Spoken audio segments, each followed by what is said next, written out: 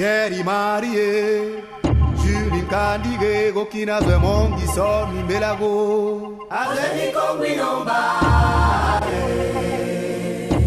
Bene Pierre Marie, Julie Candigue, Gokina de Mongisor, Melago, Azeni Conguinomba,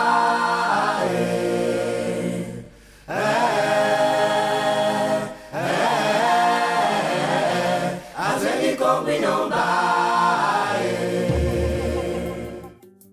Lambaréné. La ville est bien connue pour avoir accueilli le théologien, musicologue et médecin français Albert Schweitzer, qui y a fondé en 1913 son célèbre hôpital.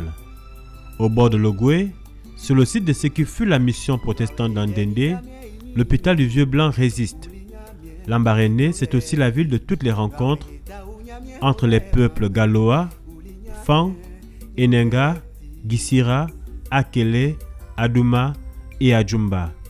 Entre les catholiques installés à Saint-François-Xavier dès 1880 et les protestants d'Andendé, la ville de Nkombe est un carrefour. Elle est riche de sa diversité. C'est sur cette terre de rencontre que naît le 20 septembre 1942 Rose Francine Etomba Alela. Elle ne sera pas seule. Sa mère, Yeno Alela, lui donnera plus tard 5 cadets. L'enfance est marquée par la présence d'une grand-mère qu'elle suit au chant et à l'église avant de se soumettre à la tradition à laquelle les familles se plient depuis l'arrivée des missionnaires et de l'administration coloniale, l'école. Elle entre à la petite école de Saint-François-Xavier avant de connaître la séparation qu'impose le départ à Libreville pour l'école urbaine des filles. Elle est arrivée à Libreville toute petite, à l'école primaire. Elle était admise à l'internat des métis.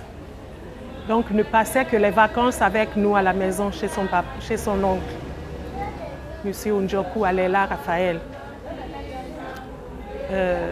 Malheureusement, l'internat de métis ne gardait pas les enfants pour le lycée.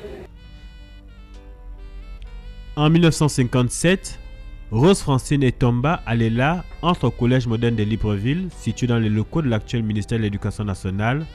Ce collège, qui porte un temps le nom de Félix Eboué, déménage sur le bord de mer et devient le lycée Léomba.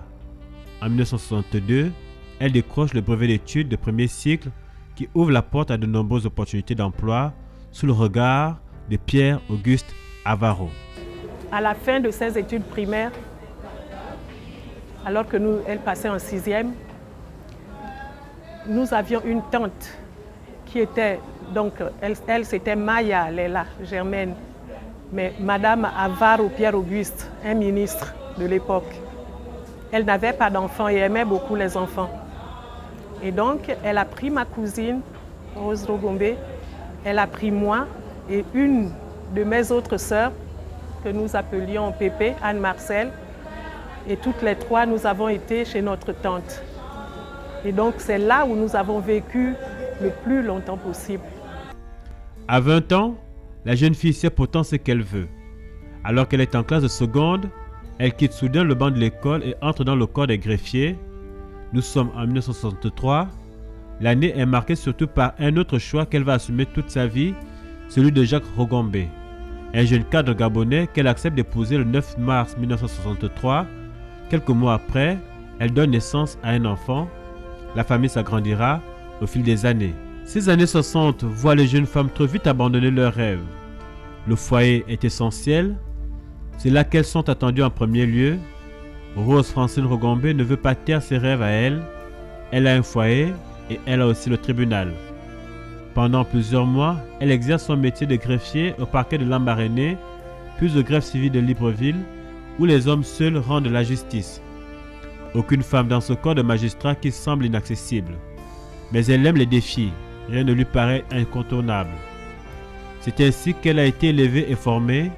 Soutenue par son Jacques, elle profite d'un séjour de celui-ci à Nancy pour s'y inscrire en faculté de droit et obtenir en 1967 un diplôme de capacité en droit, puis elle passe quelques mois à l'Institut des hautes études d'outre-mer. En 1968, elle prête serment pour devenir la première femme magistrat du Gabon. Elle a 26 ans. Désormais, le corps des magistrats du Gabon ne sera plus seulement fait d'hommes. Elle, Rose Francine Rogombe vient de briser une barrière pour les femmes. Elle préside et juge désormais aux côtés de Gustave Mepas, Jean-Pierre Ndong, Hubert Mboukou et autres Augustin Tchango, dont la notoriété a depuis quelque temps parcouru ce Gabon naissant. Cette femme nous a inspirés. Elle nous a inspirés sur le plan du travail. Elle nous a inspirés sur le plan associatif. Parce qu'on a découvert là qu'elle avait créé l'Association des femmes juristes en 1976. Et nous étions des jeunes fonctionnaires qui rentraient et qui voulaient également travailler pour la promotion de la femme. Et c'est comme ça que nous avons eu également l'idée de créer des associations. On s'est dit, mais comment elle a fait pour créer une association au Gabon, puisque apparemment, on dirait que ce n'est pas permis. Et c'est elle qui nous a rassuré que non, vous pouvez créer des associations parce que j'ai créé une association en 1976. Les gens ne sont pas suffisamment informés. Et c'est comme ça que nous, à l'époque, nous avons créé en 1987 l'Association gabonaise des assistants de services sociaux. C'était son dada à elle, les droits de la femme. C'est elle qui nous a appris tout ça.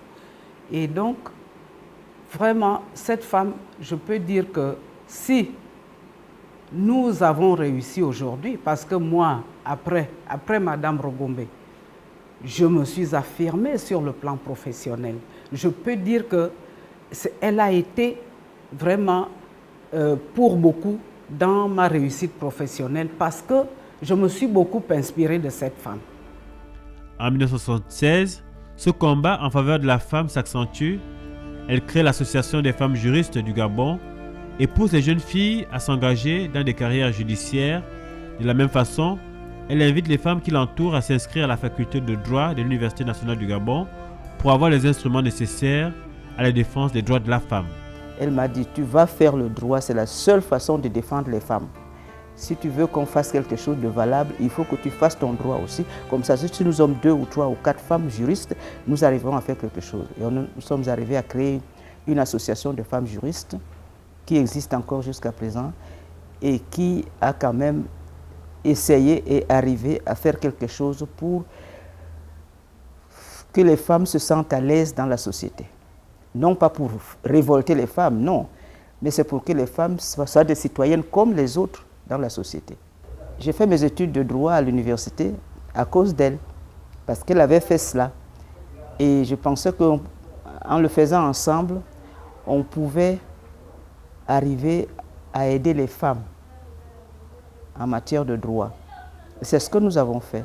Elle avait fait droit avant moi, elle m'a poussé à le faire, et moi aussi je l'ai fait. Et nous avons, je pense quand même, essayé de faire en sorte que les femmes comprennent ce que c'est que le droit et comprennent qu'elles ont le droit d'utiliser la loi pour vivre correctement comme tous les autres citoyens du monde. Et c'est en cela que Rose était une femme extraordinaire. Elle ne pensait presque jamais à elle seule. Elle avait toujours l'impression d'être en mission. Elle donnait l'impression d'être en mission. Effectivement, elle avait des missions, toujours en mission, je pense, que ce soit dans ses relations à l'église, dans ses relations familiales et dans les relations dans la société des femmes. Elle était toujours en mission. En 1983, son combat est reconnu. Omar Bongo lui confie le secrétariat d'État à la promotion féminine. Sa mission, bâtir la politique nationale en faveur des femmes. Elle s'y met très vite. Quand elle est arrivée, j'étais chef de service au ministère des Affaires sociales, comme la promotion féminine était dans le ministère des Affaires sociales. Et elle étant nommée secrétaire d'État, la promotion féminine est devenue un département tout à fait autonome. Et donc j'étais chef de service. Quand Madame Rogombe arrive, elle prend connaissance avec tous les agents qui travaillaient dans le secteur de la promotion de la femme et tout de suite, elle nous a mis au travail à partir de l'élaboration des textes. Franchement, c'était une juriste chevronnée. Tout de suite, on s'est mis à élaborer les textes du ministère en charge des droits de la femme. Ces longues années à la tête du département de la promotion ou de la condition de la femme sont marquées par l'adoption de nombreux textes en faveur de la femme, mais aussi la création de plusieurs structures qui soutiennent l'initiative de la gente féminine. En 1990, Rose Francine Rogombe, qui ne lâche pas son combat de femme juriste, participe avec les membres de son association à la conférence nationale. Madame Rogombe, c'est elle qui nous a amenés à la conférence nationale. C'est grâce à elle que nous avons pris part à cette grande messe, parce qu'elle nous a permis de créer une autre association pour pouvoir participer en tant que société civile à la conférence nationale. Et c'est la fameuse association des droits, l'association de lutte pour les droits de la femme et de l'enfant. Dès 1990, Rose Francine Rogombe semble disparaître des écrans radars de la classe politique. Elle est pourtant là, active au sein de ce parti démocratique gabonais au sein duquel elle milite depuis 2 décennies. En 1973, effectivement, elle entre au comité central du PDG et devient en même temps membre du comité consultatif de l'Union des femmes du Parti démocratique gabonais. Cet engagement aux côtés d'autres dames telles que Jeanne Zao Mabika et Antoinette Oliveira va se poursuivre au-delà de 1990. Au-delà d'une responsable politique, c'était une militante fidèle, une militante dévouée, pratiquement depuis la création du Parti démocratique gabonais, comme elle nous l'avait rappelé. C'est une camarade qui a contribué au rayonnement du Parti démocratique gabonais au sein de la gente féminine, dont elle a été l'une des pionnières responsables. Il faut dire que c'est cette camarade-là qui a ouvert le ministère en charge de la promotion de la femme. Je ne sais plus si on l'appelait déjà promotion de la femme ou la condition féminine. C'est une camarade qui a certainement contribué au niveau du parti à la consolidation du parti dès sa création. En 2006, Georges Rawiri tire sa révérence, Lambaréné pleure son chef, Rose Gombe pleure un maître, elle sait ce qu'elle a à faire, reprendre le flambeau et assurer la pérennité de l'héritage du premier président du Sénat gabonais. C'était un nouveau défi. En 2008, elle est candidate aux élections locales pour le compte du PDG dans la commune de Lambaréné. Et le 16 février 2009, elle devient deuxième président élu du Sénat et la première femme à occuper ces hautes fonctions, devenant la deuxième personnalité de la République. Le 8 juin 2009, Omar Bongo Ondimba, qui dirige le Gabon depuis le 2 décembre 1967, meurt à Barcelone. Les Gabonais espèrent alors une transition sans heurts. Le 9 juin, la Cour constitutionnelle dirigée par une autre femme juriste, Marie-Madeleine Bouranto, désigne Rose Francine Rogombe pour assurer la transition conformément à la loi fondamentale. Le 10 juin, elle prête serment devant les Gabonais qui découvrent, pour les plus jeunes ou redécouvrent pour les plus anciens, une femme sereine, forte et étrangement calme dans une situation qui ouvre une période d'incertitude. Le 18 juin 2009, le patriarche est rendu à la terre de ses ancêtres. Rose Francine Rogombe montre très clairement sa détermination à remettre le pouvoir à un homme élu par le peuple gabonais. Il n'est pas question de prolonger les délais constitutionnels. Le 23 juin, elle entre en concertation avec les partis politiques. Il s'agit pour elle de trouver un accord sur la question du calendrier électoral. La tâche est difficile. Lorsque nous perdons notre président fondateur, il fallait bien trouver une disposition qui permette l'investiture du candidat du parti. Et à l'époque, elle était présidente de la République par intérim. Et donc, pour nous, c'était par assimilation le premier responsable du parti, après la disparition du président fondateur. Et donc, je me suis référé à cette camarade-là. Nous avons organisé des rencontres dans son bureau, sous sa présidence, des rencontres qui ont regroupé les vice-présidents du parti, ainsi que d'autres hiérarques. Et c'est à l'issue de ces rencontres que nous avons trouvé ou défini ensemble la procédure de désignation du candidat du parti. Les Gabonais votent le 30 août. Les jours qui suivent sont difficiles. L'idée d'une victoire passe d'un camp à un autre. Des violences sont commises à Libreville et Port-Gentil. Les résultats rendus publics par le ministère de l'Intérieur sont confirmés par la Cour constitutionnelle. Rose Gombe a accompli sa mission. Elle retrouve alors son bureau du palais Omar Bongo Ndimba. Au cours des années qui suivent, Rose Francine Rogombe ne quitte pas le perchoir du Sénat. Elle y consacre du temps et de l'énergie. Elle représente l'institution dans de nombreux pays et vante les mérites de la démocratie. Elle reste fidèle aussi à son parti, dont elle est devenue une hiérarque. Elle écoute, conseille et agit. Elle ne se défait pas de sa discipline et continue à respecter les lignes du parti.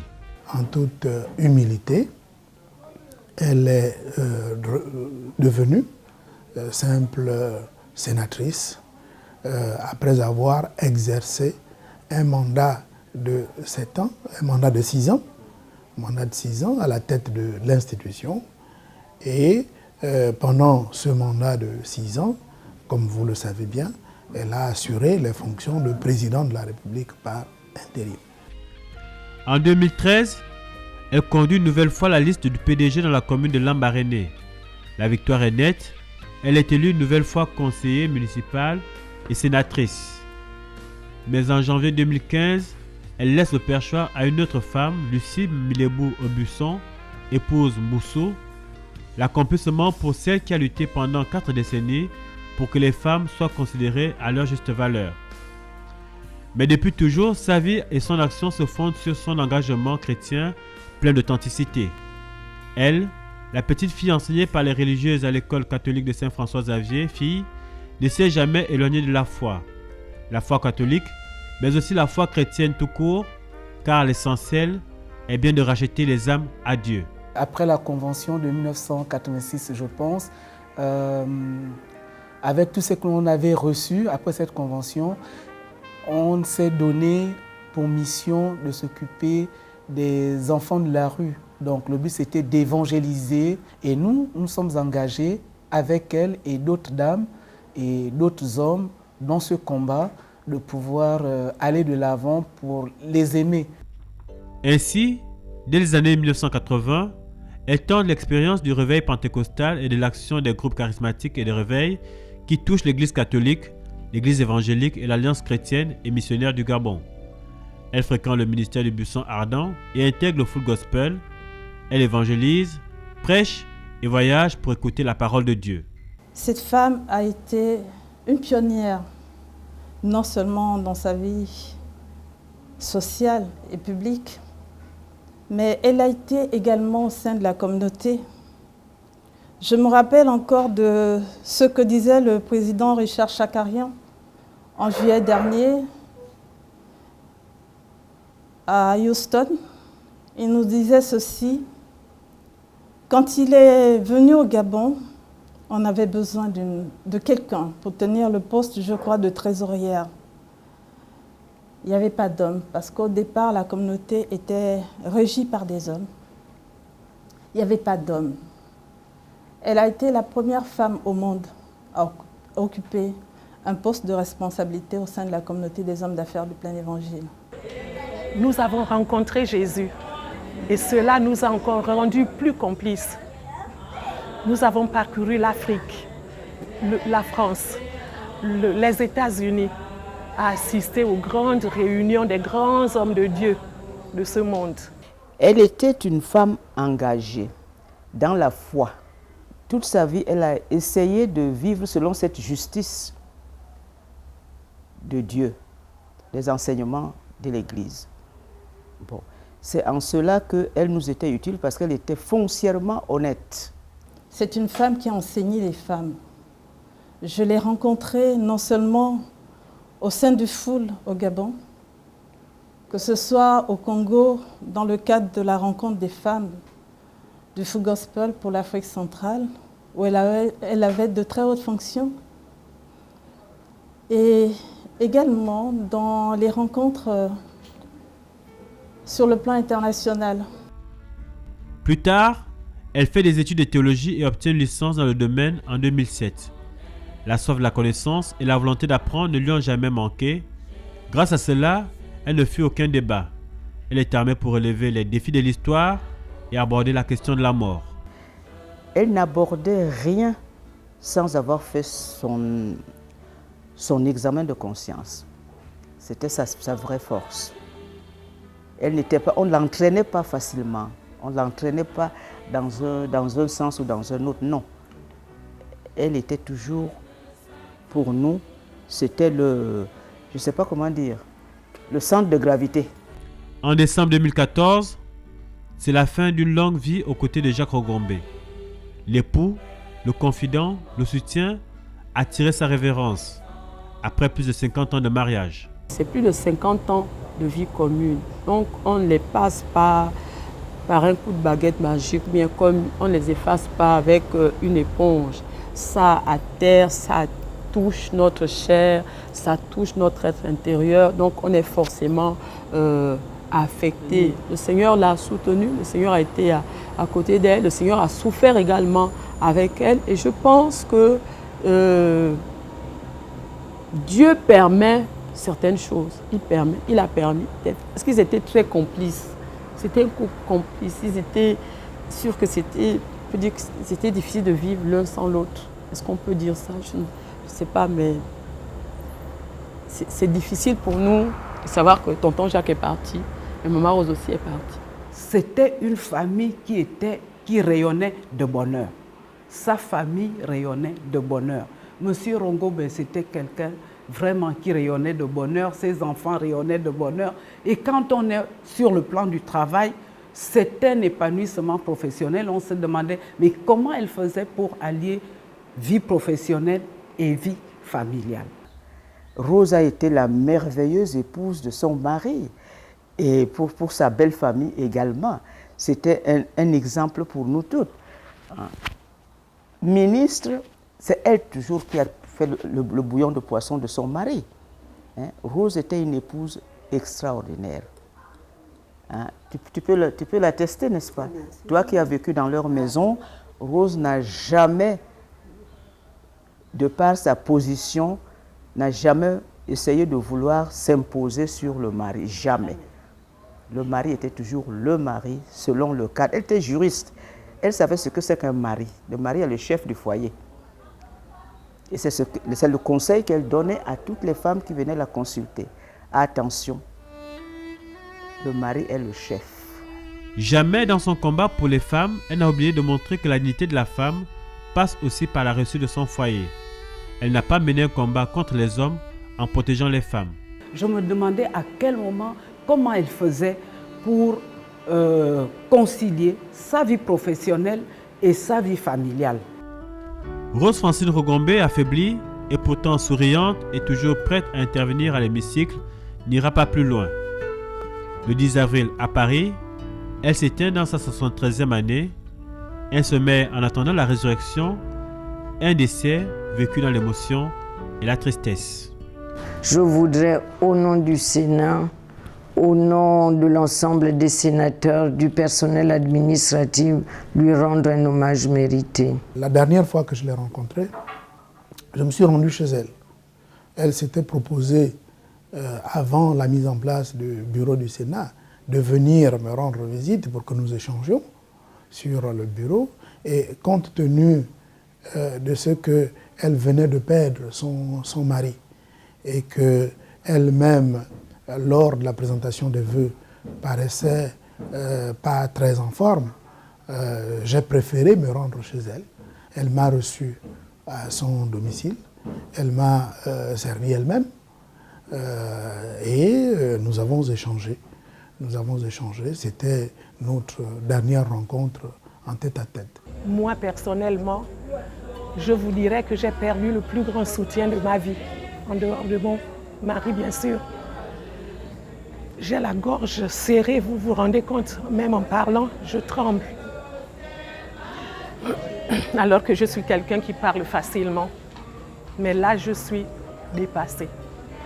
Moi, je suis atterrée, surprise et atterrée. Je ne pensais pas que Rose était à l'article de la mort. Je ne pensais pas.